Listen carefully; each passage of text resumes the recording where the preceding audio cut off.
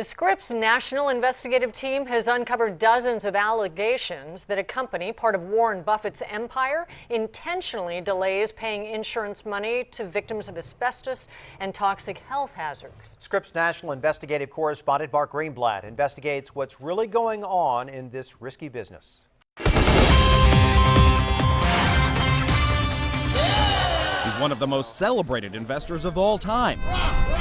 They call him the Oracle of Omaha. Come on, join in. Some allege Warren Buffett and Berkshire Hathaway are aiming to profit now off an unlikely group. Attention mesothelioma victims. Victims of asbestos exposure and other long-term health hazards. Scripps News has uncovered a growing number of allegations that say a company owned by Buffett's Berkshire Hathaway Corporation denies and delays compensation to cancer victims to boost Berkshire's profits here on Wall Street.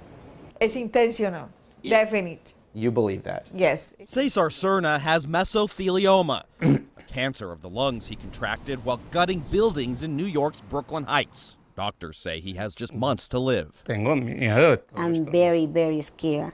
But when Cerna sued, he never imagined he'd take on the Buffett empire, a growing force in asbestos litigation. While Cerna's medical bills increased, his lawyers say a Berkshire company called Resolute Management tried to pressure him to accept a low-ball settlement. They declined. No justice. We weren't aware that it was asbestos. Charles Lute worked inside Kansas City's BMA tower for 2 decades, where unprotected workers sprayed asbestos thinking it was simple fire retardant.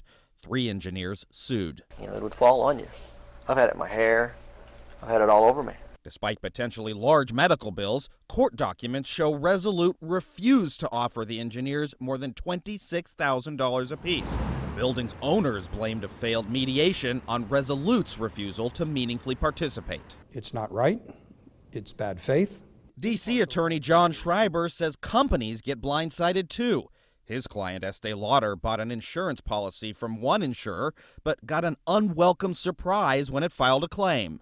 You don't get a notice in the mail that says, oh, by the way, we have now sold your insurance policy to somebody else. The liabilities now belong to Warren Buffett or Resolute. You don't know who they are. Here's how it works. Scripps has discovered Buffett and Berkshire have been on an insurance shopping spree, acquiring an unprecedented amount of asbestos, pollution, even health hazard risk through at least 25 deals with major insurance groups, turning Berkshire into the largest known holder of that risk in the world. But in exchange, the insurers must give up their control over claims and billions of dollars set aside to pay future settlements. That money, known as float, is common in the insurance industry.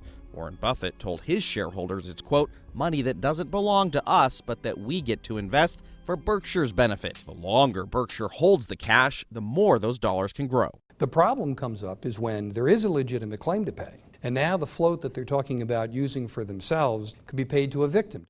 At that point, the float is predatory. Case in point, a New York court ordered a prompt payment to Estee Lauder in 2009, yet Berkshire's Resolute waited 3 years to hand over $5 million. And Scripps uncovered lawsuits across the country where companies allege bad faith, with claims wrongfully delayed and denied. As a former regulator, I'm very troubled. Bob Hunter ran the Federal Insurance Administration. Where the Buffett thing goes wrong is the only way they're going to make money is to have them pay a little slower. Which he says would violate insurance laws that mandate prompt, fair, and equitable settlements. But listen to what an insider revealed. The entire operation was driven by the target numbers. As a claims executive, Bob Burns took orders from Resolute. In this August deposition obtained exclusively by Scripps, Burns describes how senior executives wrongfully denied claims to hit their own financial targets instead of paying on the merit of the claim. There was extreme frustration because we had what we believed to be a reasonable settlement of a claim, and we were just being told, you're not paying it. Find a way to avoid paying it. And when Burns tried to get an asbestos claim paid, I was told no, it's cheaper to litigate than pay. Burns, a retired National Guard general, gave similar testimony in a Massachusetts trial, where in 2009 the court ruled Resolute committed a willful or knowing, unfair or deceptive act and awarded double damages. Warren Buffett's company did something that they weren't allowed to do by law, and it wasn't by negligence, it wasn't by mistake, it was willful.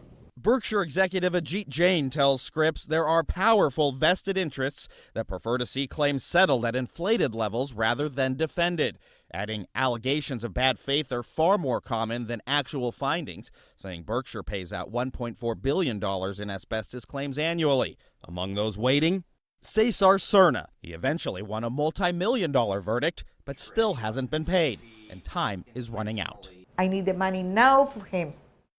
3 Berkshire executives, including Warren Buffett, declined interviews. Berkshire will be back in court in Virginia later this month, this time taking on the Ford Motor Company over unpaid claims.